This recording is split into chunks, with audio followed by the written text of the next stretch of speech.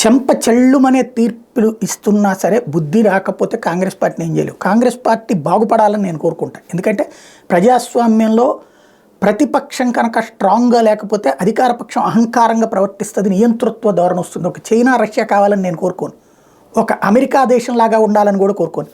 భారతదేశం బహుళ పార్టీ ప్రజాస్వామ్యం చాలా అవసరం. 2 పార్టీల వ్యవస్థ వద్దు తమిళనాడు లాగా.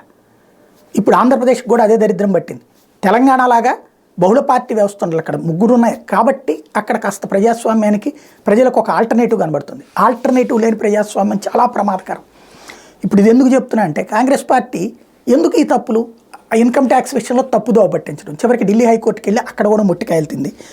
తమ పార్టీ ఆదాయపు పన్ను చెల్లింపుపై ఐటీ విభాగం చేపట్టిన పునఃపరిశీలన కొట్టేయాలని కోరుతూ కాంగ్రెస్ దాఖలు చేసిన పిటిషన్ శుక్రవారం ఢిల్లీ హైకోర్టు తోసిపుచ్చింది.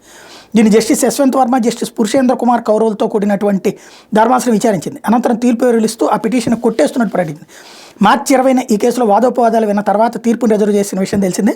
2014-15, 2015-16, 2016-17 సంవత్సరాలకు సంబంధించిన కాంగ్రెస్ ఆదాయంపై ఐటీ శాఖ పునఃపరిశీలన చేపట్టింది. దీన్ని ఆపాలని ఆ పార్టీ హైకోర్టును ఆశ్రయించింది. తాము నిబంధనలు ఉల్లంఘించలేదని ఐటీ శాఖ పేర్కొంది.